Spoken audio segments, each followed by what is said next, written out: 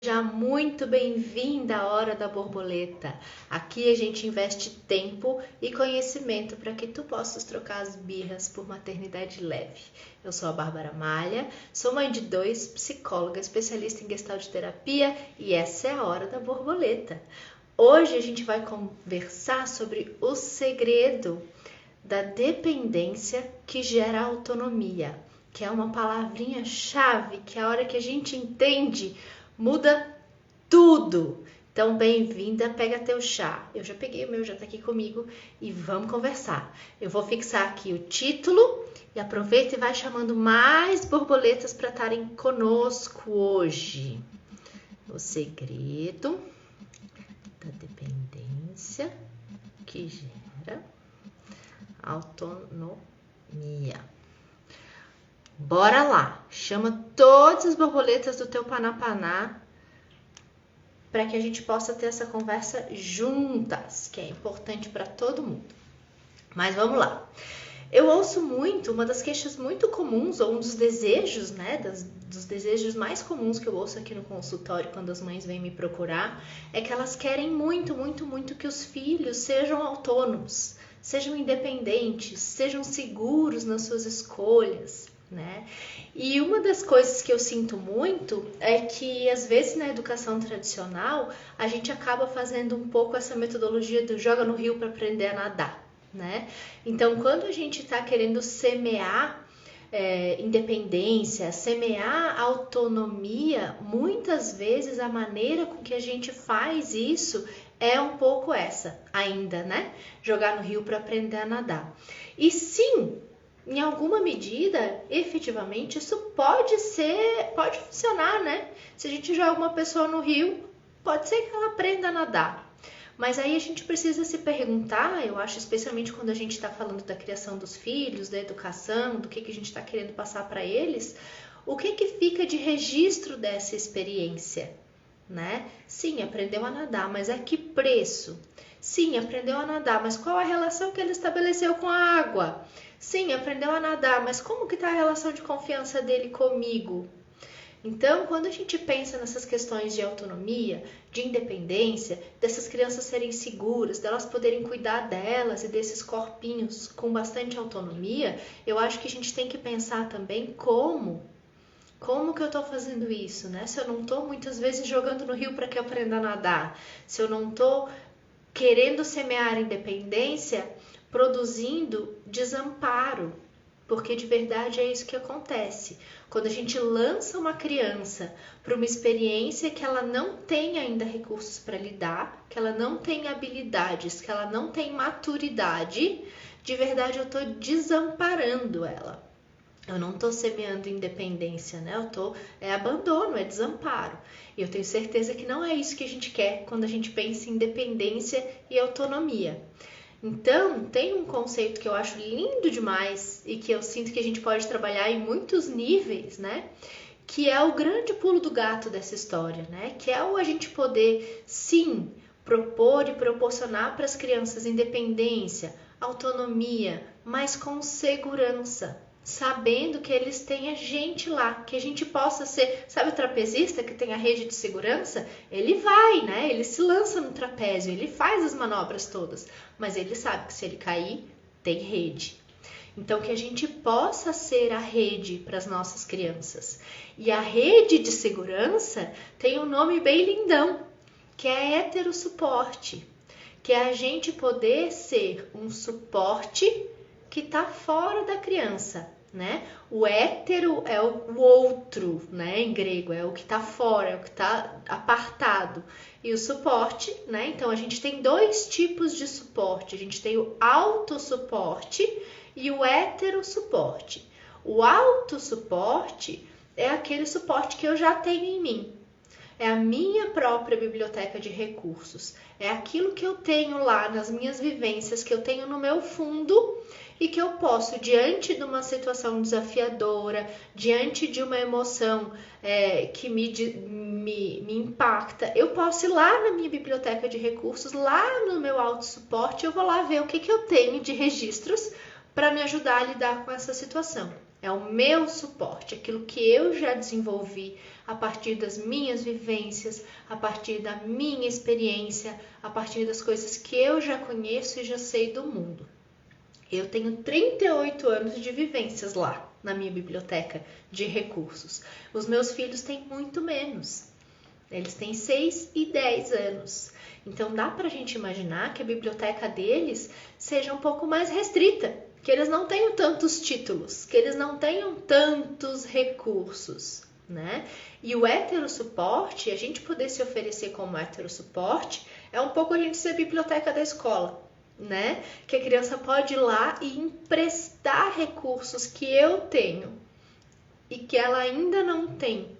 E ela pode fazer uso deles, embora ela ainda não tenha construído esses recursos com a sua própria vivência.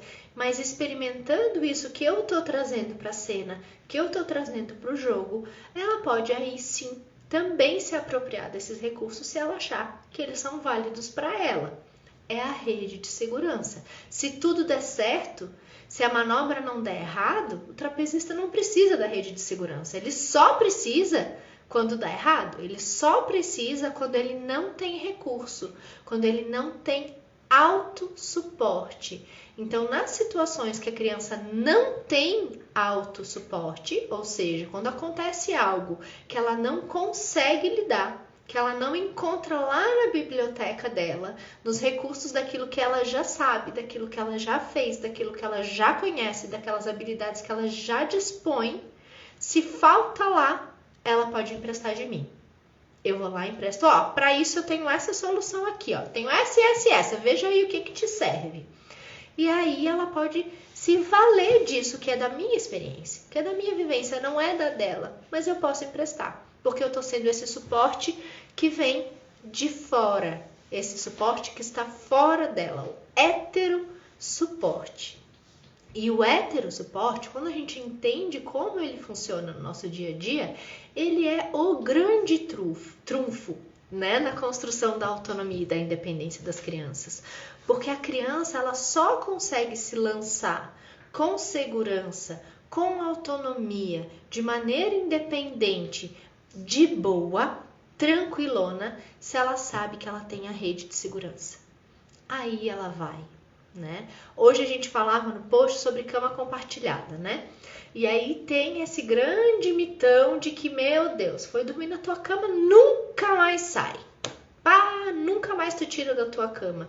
O que é um enorme mito, porque a gente esquece de uma coisa super importante, que as crianças gostam de crescer. As crianças querem aprender, elas querem amadurecer, elas querem ter mais recursos. Então, nenhuma criança que esteja num movimento de crescimento saudável, de desenvolvimento saudável, ela vai querer ficar estacionada numa fase em que ela não precisa mais. A diferença é se ela sabe que se ela precisar, ela tem para onde voltar. Se ela sabe que se ela cair do trapézio, tem a rede de segurança, ela vai. Agora, se o trapezista não tiver rede de segurança, provavelmente ele não vai fazer as mesmas manobras. Ele não vai fazer as manobras mais ousadas, porque se ele cair, ele se esborracha. Assim funciona com as crianças, né? Se a criança não sente que ela tem rede de segurança, se ela não sente que ela tem heterossuporte, que o adulto vai estar lá para dar o suporte caso ela não dê conta, via de regra ela não vai ousar tanto. Então, percebam que é super paradoxal, né? A história do lança no rio para aprender a nadar, porque de uma maneira meio torta, quando a gente lança a criança muito efusivamente, sem que ela tenha recurso, o que a gente faz é o contrário. Porque ela vai se segurar, porque não tem rede, ela sente que não tem rede, né? Se não tem ninguém aqui para me amparar, então peraí que eu não vou dar esse triplo aqui carpado, eu vou dar só meio mortal, porque daí, né, a chance é menor, né? Então é isso que acontece, quanto mais a gente lança a criança para o mundo e ela não está preparada, maior é a tendência que ela paralise.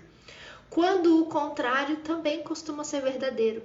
Quanto mais eu estou disponível, quanto mais eu deixo que ela vá no seu tempo, no seu movimento, de acordo com a sua possibilidade, com os seus recursos, e confiando que ela tem a mim, caso ela precise, a tendência é que ela use mais, porque ela tem rede.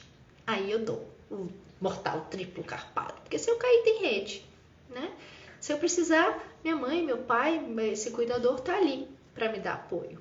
Então, o heterossuporte é a gente se colocar nessa postura de rede de segurança. E isso aí, super importante. Isso é muito diferente de passar pano. Isso é muito diferente de ser permissivo.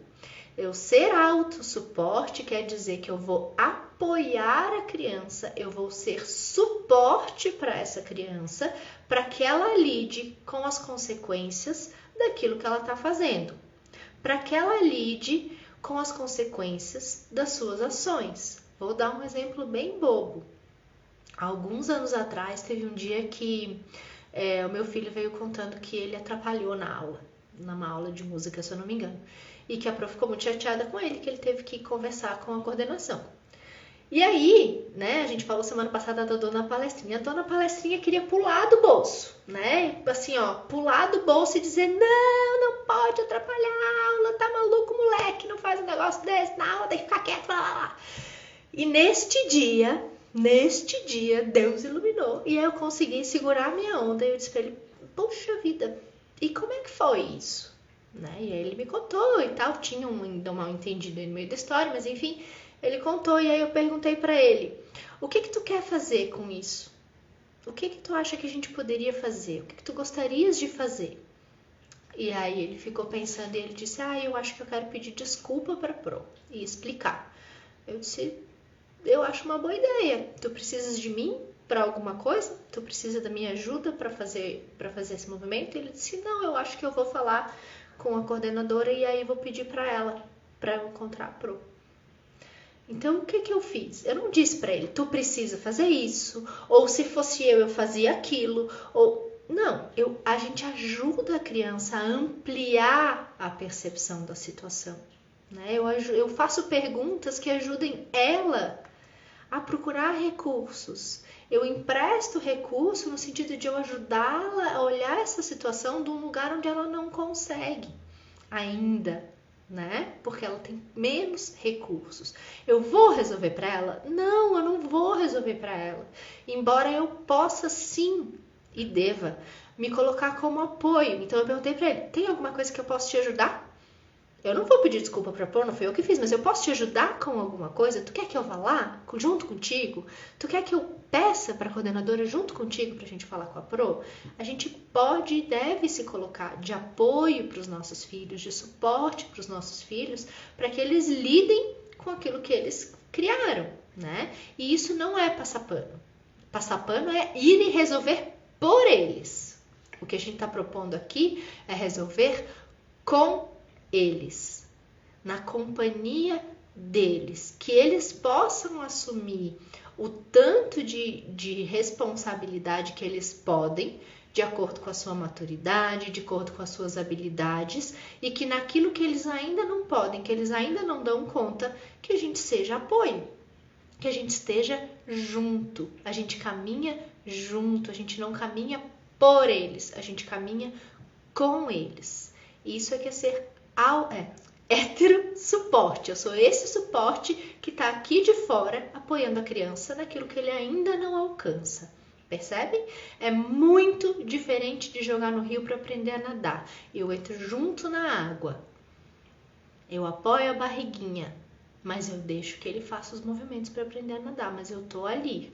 Eu sou rede de segurança. Né? Senão o trapezista não faz o mortal triplo, ele vai fazer meio mortal, porque se cair se esborracha, certo? Deixa eu tomar um chazinho aqui que secou a garganta. Eu acho que até aqui já ficou bem claro por que e para que e quanto que é importante que a gente invista no heterossuporte, né?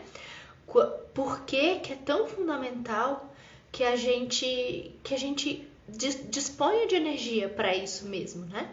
Porque muitas vezes, em muitos momentos, vai ser muito mais fácil ou resolver pela criança, né? Aí sim, passar o pano, tá? Deixa que eu resolvo, deixa que eu faço.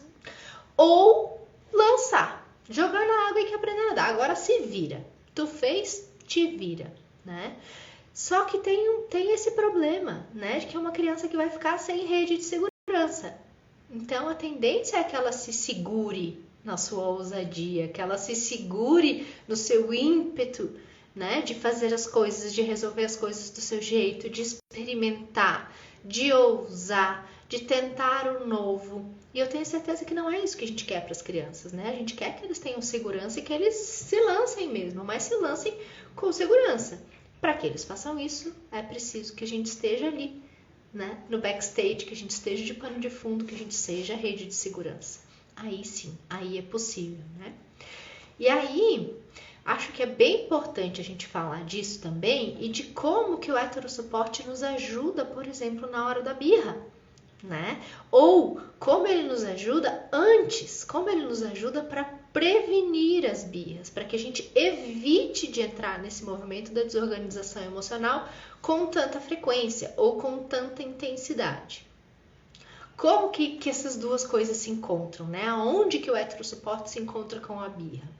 E aí é nos momentos anteriores. A gente já falou em outros momentos, mas acho que é importante relembrar que a birra, né, a desorganização emocional, embora muitas vezes pareça, ela não vem do nada. Do nada, nada vem. A birra não é sobre o copo azul, a birra não é sobre o omelete que tá mais mole, né? Essa é a ponta do iceberg. Isso é o que a gente consegue observar como gatilho da desorganização emocional. Mas de verdade, a desorganização ela vem se organizando, ela vem se montando, né, ao longo do dia ou ao longo de alguns dias às vezes, né? Então, a nossa função como heterossuporte é, número 1, estar muito atento a esses movimentos. As crianças dão sinais de que elas estão se desorganizando, né? Uma criança que começa a ficar muito irritadiça, que começa a ficar intolerante, que quando eu proponho as coisas já começa a bater pé ou a resmungar. Minha filha faz um quando ela começa a fazer um eu sei que a coisa está ficando feia. Quando as respostas começam a vir assim, eu sei que ela não tá legal, que ela tá precisando de ajuda para voltar para o eixo. Então, começar a ser um cientista curioso com relação aos nossos filhos, é olhar os nossos filhos com esse olhar de curiosidade, para entender que sinais que ele me dá de que tá chegando lá na reserva dos tanquinhos, de que ele tá precisando de mais cuidado, de que ele tá começando a se desorganizar. E aí, quando eu percebo que isso está acontecendo, a primeira coisa que a gente pode fazer é contar isso para a criança, verbalizar, organizar isso numa fala e dizer para ela: eu tô vendo que tu tá um pouco nervoso, tu percebe? Mamãe tá te propondo isso, aquilo outro, e tu não tá conseguindo escutar minhas propostas. Tô te percebendo muito irritado. Como que eu te ajudo?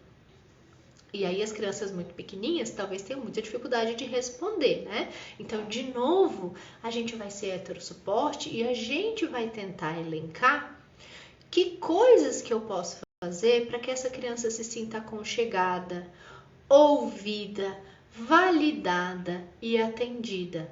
Então, quando eu percebo que começa a vir esse movimento de estar mais irritadiço, de estar mais intolerante, de estar mais espinhento, eu brinco na minha casa, para tudo e afofa muito essa criança. Enche os tanquinhos de afeto, porque não importa que seja uma outra necessidade que esteja faltando. A gente tem esse tempo de fazer esse checklist. O que está acontecendo com essa criança? Será que ela está com fome? Ou será que hoje foi um dia que a alimentação não estava muito alinhadinha com o que eu sei que ela precisa? Será que ela está cansada? Será que ela está se sentindo insegura porque a rotina hoje está fora? Porque ela está sendo cuidada por pessoas que não são os cuidadores habituais? Porque a gente teve muita novidade, muita movimentação em casa essa semana?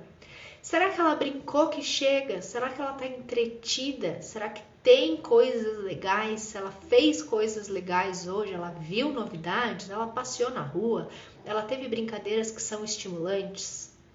Ou será que o que está faltando mesmo é afeto, né? Um afofamento. Mas de qualquer maneira, ainda que seja uma das primeiras 4 ali, necessidades, né, além do afeto, se a gente começa pelo afeto, a gente de alguma maneira consegue abrandar essa irritação, consegue abrandar e amansar um pouquinho esse bichinho para que a gente possa atender as outras. Então, para tudo, dá um afofamento muito caprichado enquanto tu faz esse checklist mental do que mais pode estar faltando. E aí a gente vai atender. Então, eu sou de novo heterossuporte nessa situação, porque a criança dificilmente ela vai conseguir chegar para mim e dizer assim: mamãe, sabe o que acontece? Tô muito insegura, porque ontem a minha pro faltou e foi a pro auxiliar e eu não conhecia ela. Rapaz, tive que gerenciar tensões a tarde inteira, menina, tô exausta, por isso que eu tô assim hoje. Percebe? A criança não tem ainda, e muitos de nós não temos ainda, a habilidade de fazer essa leitura do que pode estar faltando, o que eu preciso, o que está me deixando fora do trilho, o que está me deixando irritadiço. Então, nós adultos que estamos aqui fora, que somos o heterossuporte, podemos ali usar os recursos que a gente tem, ir lá na nossa biblioteca de recursos e ver, o que será que aconteceu com essa criança nesses últimos dias? O que será que está fora do hábito? O que será que pode estar deixando ela insegura ou cansada? Ou será que é fome? A gente pode fazer isso. A gente precisa fazer essa leitura para dar esse apoio para a criança. Certo? E aí, uma vez descoberto isso, a gente sempre vai checar com ela. Eu tô achando que tu tá um pouco nervosa porque tal coisa aconteceu. Será que é? E em muitos momentos a criança vai dizer, não é. E aí, tudo bem, eu trouxe pro campo, né? Mas ela pode aceitar ou não. No caso do autismo e TDAH, como apoiar nos momentos de crise?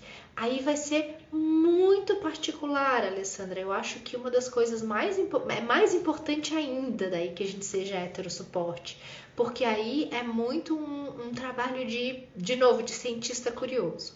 É entender o que para esta criança em particular representa aconchego, representa acolhimento. E isso vai ser muito diferente para cada criança. Todas as crianças, independente de ter um diagnóstico ou não, né?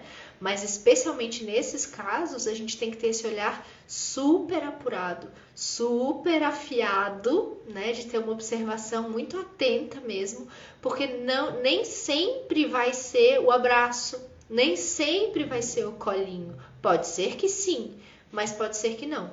Então, tentar descobrir junto com a criança e muito por observação o que traz para essa criança a sensação de segurança, de conexão, de aconchego, tá? E aí é por essa via que a gente vai.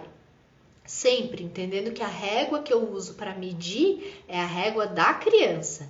Então, se eu quero oferecer aconchego, não é o que é aconchego para mim, é o que é aconchego para ela.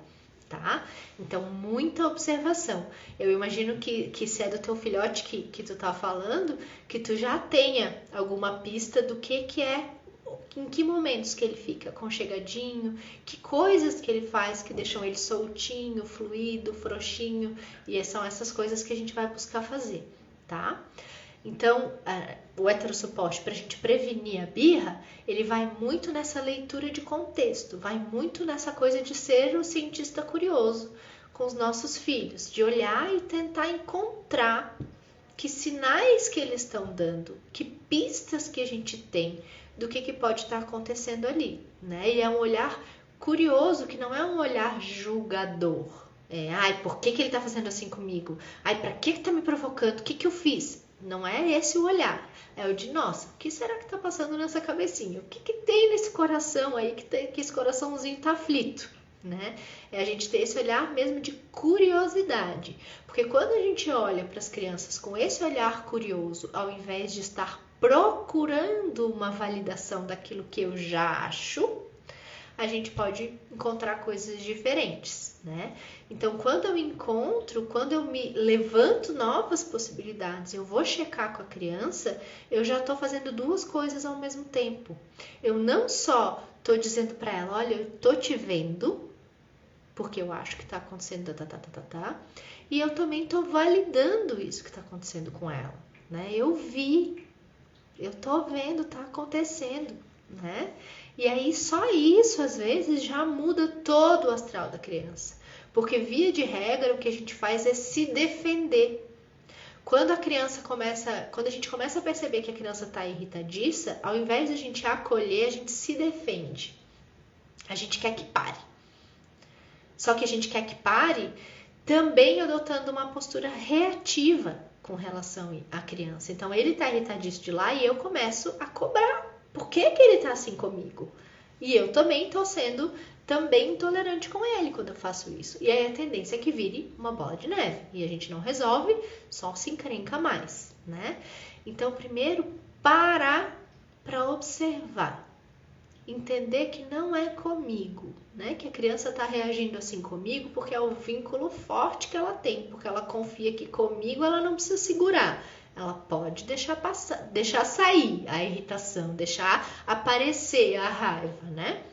E tentar mapear o que será que está acontecendo.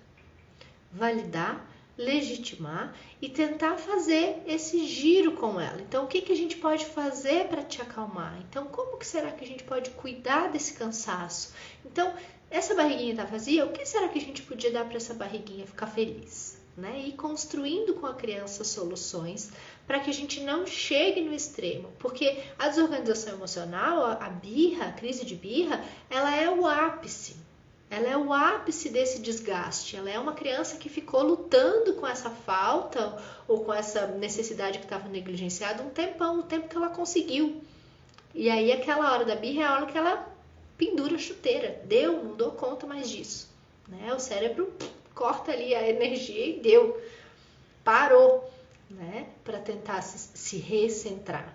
Então, se a gente consegue ir observando antes e cuidando antes, a chance da gente conseguir evitar que chegue nesse lugar melhora muito, muito, muito, muito. Porque eu estou suprindo essas necessidades antes que elas cheguem lá na reserva. Que aí a criança não dá mais conta. Chegou lá, ela não responde mais por si. Né? Esse cérebro não tem recurso. Aí não adianta mais eu emprestar recurso.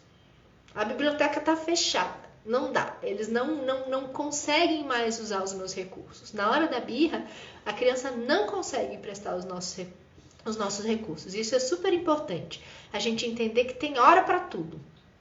Então, eu vou ser heterossuporte no sentido de emprestar recurso, de trazer alternativas, de buscar esse acolhimento antes, como uma medida de tentar prevenir, de tentar organizar essa criança antes que ela chegue num nível de desorganização que traga uma crise de birra, né? E eu vou fazer de novo isso depois, porque durante o episódio de birra, o que eu posso fazer para ser heterossuporte é tentar me manter tranquila, é tentar ser, lembrem, a gente já falou disso em outros momentos, tentar ser a calma que a criança não encontra nela. Eu também estou dando heterossuporte quando eu consigo me manter tranquila. Quando a criança começa a amolecer ali da crise de birra e dá uma olhadinha para o lado e ela me encontra tranquila. Aí eu estou dizendo para ela, dá para levar desse jeito. Tem calma aqui para te acolher. Né? Eu estou sendo esse suporte que vem de fora também na hora da birra. E depois, se a gente sente que ficou alguma situação em aberto, se o gatilho dessa crise de birra for uma questão que exige ainda resolução, ou que a gente sente que precisa dar uma amarradinha, precisa dar uma orientada, a gente de novo vai se trazer como referência, a gente de novo vai trazer alternativas. Olha, naquela hora tu ficou super nervoso, né? Ficou difícil de a gente resolver tal situação. Como será que a gente podia fazer? Como que a gente pode tentar de uma próxima vez? Então, na próxima vez, ao invés de bater no mano, o que será que a gente podia tentar fazer? Tentar ampliar a visão da criança, fazer essa ampliação de contexto com os meus recursos, com as perguntas que eu tenho para que ajude a criança a ampliar esse olhar, para que ela possa pensar outras coisas. Quer dizer que ela vai conseguir fazer da outra vez? Não sei. Mas é assim que a gente começa elencando possibilidades. Quem já fez terapia sabe, né? Que chega um momento lá que a gente já sabe que tá fazendo caquinha, já conhece as caquinhas que faz, mas ainda não consegue fazer diferente. Com a criança funciona do mesmo jeito. Tem momentos em que ela já conhece racionalmente algumas alternativas, ela já entende, mas na hora do vamos ver, ela ainda não consegue fazer diferente. Tem um embate ali, tem um entrave, é mais um passo a ser dado, né? Em um dado momento, ela vai alcançar essa habilidade e aí ela vai conseguir fazer. Mas tem passos, né? Então a gente amplia recurso, a gente traz estratégias, a gente constrói essas estratégias sem a expectativa de que a criança vá conseguir usar instantaneamente ou que ela vai conseguir usar todas as vezes. É um caminho. É um percurso, né? É um amadurecimento. Leva tempo, leva tentativa e erro, leva a fazer as mesmas caquinhas que a gente já fez e já sabe que são caquinhas de vez em quando. Tudo isso faz parte do processo, né? É bem importante que a gente ajuste as nossas expectativas ao que essas crianças podem efetivamente entregar. Eles estão crescendo, eles estão se desenvolvendo, eles têm um caminho para percorrer que envolve, sim, errar um montão de vezes. Saber que não pode bater no amigo e mesmo assim bater ainda um tantão de vezes, porque não consegue fazer diferente ainda, né? E aí é um pouco... Eu gosto muito de uma história da... Não sei, acho meio uma metáfora, né? Tem um ditado popular que diz: quem planta tâmaras não colhe tâmaras. Quando a gente planta tâmaras, elas levam em torno de 80 anos para dar frutas. Então quem planta, acho que chama pé de tâmara, sei lá, não vai comer as tâmaras do pé que plantou, né? E educar os filhos muitas vezes é um ofício de plantar tâmaras, né? A gente planta, a gente rega, a gente cuida, mas a gente não sabe bem quando que vai dar frutos, que frutos exatamente que vão dar. Então a gente tem que confiar na semente, né? Confiar no cuidado, para que em algum dia esses resultados venham, mas exige tempo. Tempo para que eles amadureçam, tempo para que eles possam errar, tempo para que eles possam experimentar e descobrir por si próprios o que serve e o que não serve para eles. E essa é uma outra coisa que eu acho que é super importante a gente falar do heterossuporte, que o heterossuporte não é eu dizer para o meu filho o que ele tem que fazer. Isso é educação tradicional. Isso é jogar no rio para aprender a nadar. Porque a criança não vai desenvolver reflexivamente, ela não vai vivenciar para significar essa experiência de acordo com o que ela viveu. Ela está emprestando uma coisa que é minha e engolindo sem mastigar. Então, heterossuporte não é dizer para a criança o que ela tem que fazer. Heterossuporte é, junto com a criança, ampliar a leitura de contexto, ajudá-la com perguntas para que ela elenque as respostas, para que ela descubra que estratégias que ela quer usar para tentar resolver problema X ou Y. E se ela escolher uma estratégia que eu acho que não é boa, eu posso dizer: olha, não sei se vai funcionar, mas vai fundo. Heterossuporte não é que a criança faça o que a gente quer. É a gente ajudando a criança a refletir e tomar as suas decisões. É eu ser apoio e suporte para que a criança descubra como ela quer resolver os problemas dela. Heterossuporte não é eu limpar o copo que a criança quebrou. Heterossuporte é eu com a criança, com a participação da criança, a criança podendo assumir as tarefas que já lhe cabem, que ela já tem maturidade, que ela já tem habilidade, que ela já tem segurança para fazer, e eu aqui de pano de fundo fazendo o que ela ainda não consegue. Então, uma criança de 2 anos não vai poder limpar um copo de vidro que ela quebrou, ela vai se cortar muito provavelmente. Mas o que ela pode fazer? Ela pode segurar a pazinha, Ela pode segurar a sacolinha de lixo pra gente botar os caquinhos lá dentro. Depois que eu tirar os caquinhos, ela pode passar o pano no chão para secar o líquido. Sempre tem algo que essa criança pode assumir e se responsabilizar com as consequências das ações dela. Sempre, lembrem sempre disso. Sempre há algo que a criança possa fazer. E eu vou apoiar naquilo que ela ainda não consegue fazer sozinha. Com ela, não por ela. Na companhia dela, junto com ela, ampliando os recursos. Eu empresto isso que eu tenho aqui, lá dos meus 38 anos de vivência, para que ela, nos seus 3, 2, 5, possa fazer uso disso para lidar com as consequências do que ela fez, certo?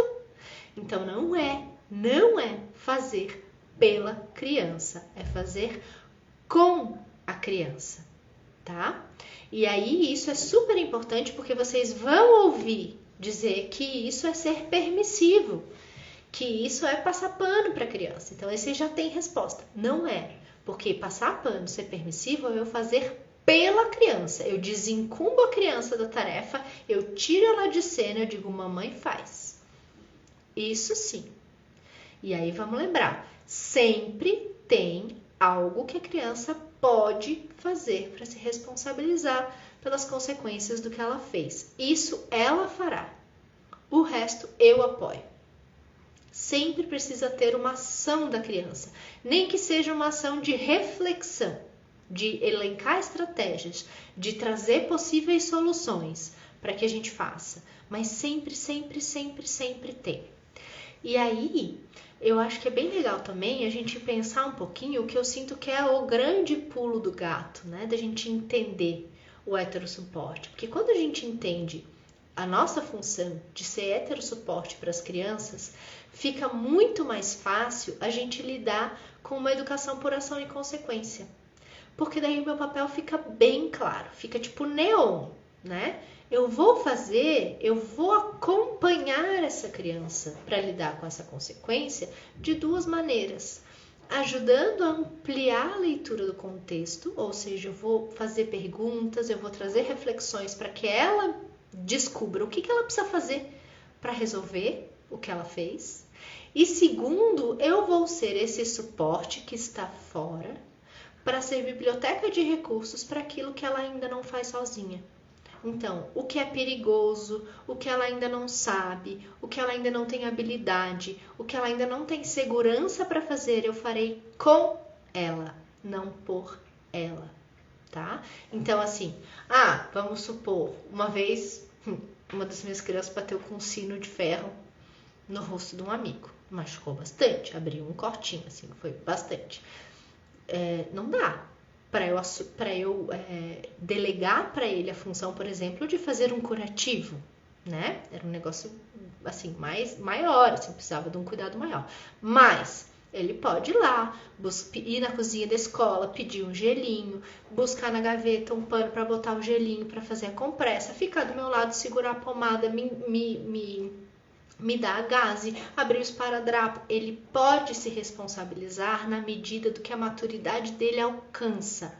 O resto faço eu.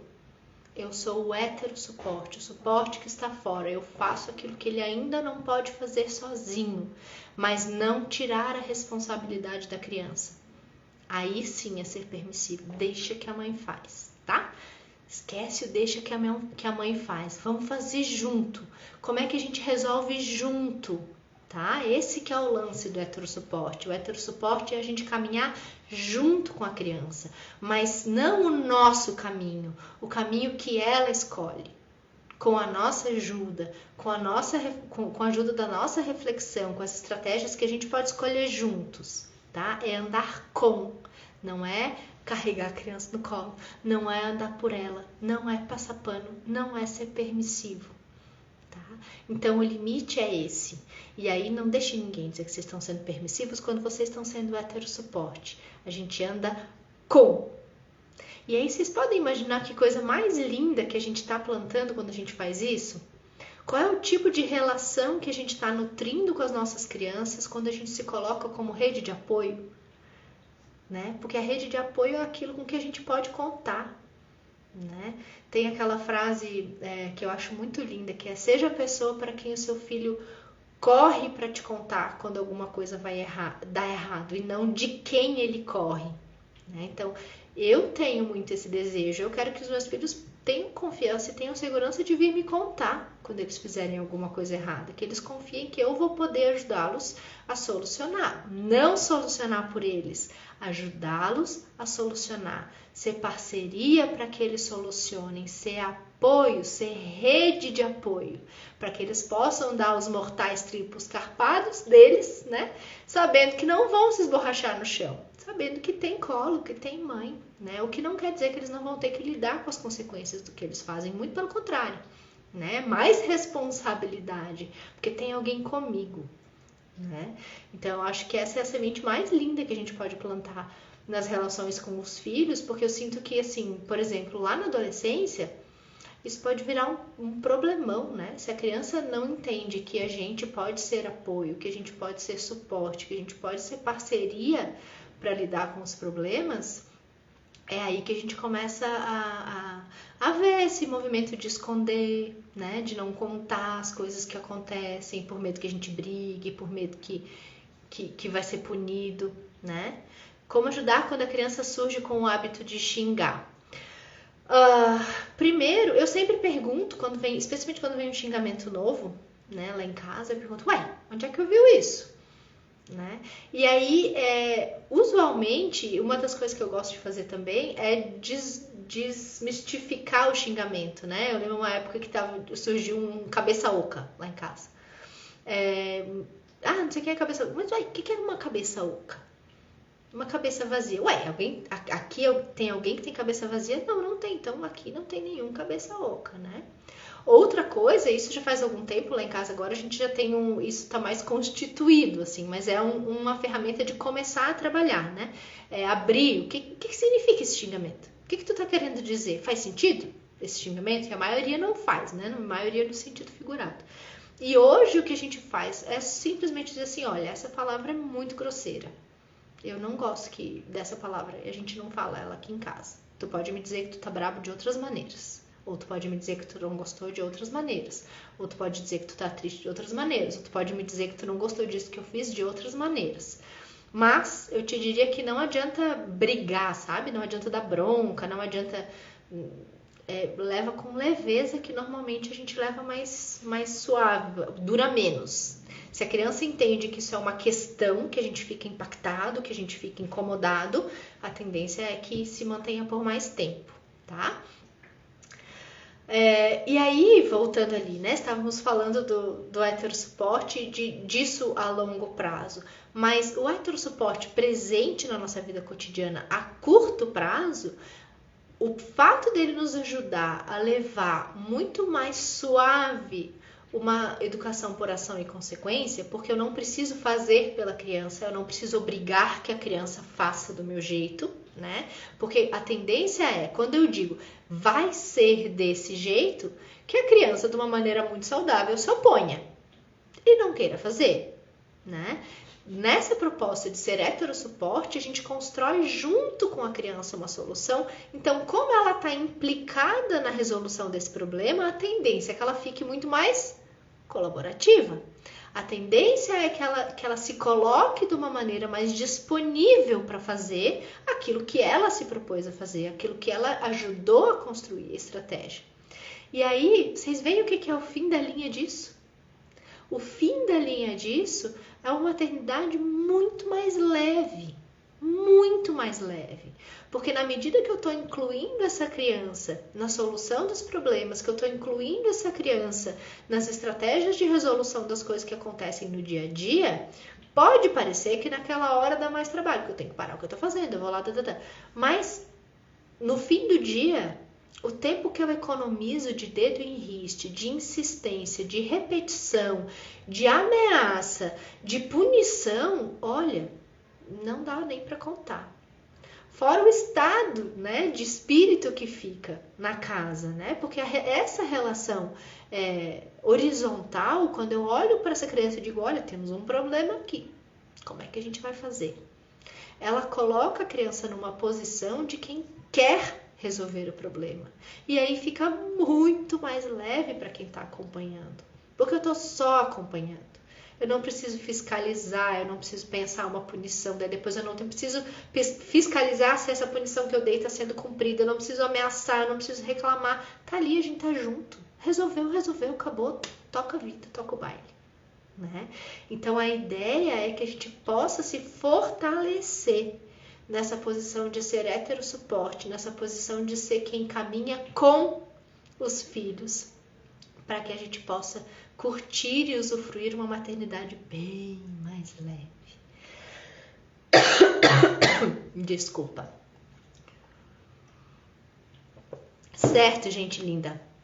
Essa foi a Hora da Borboleta de hoje. A gente falou sobre heterossuporte, sobre o papel fundamental que ele tem na tua maternidade leve, o papel que ele tem para prevenir e cuidar da intensidade das birras.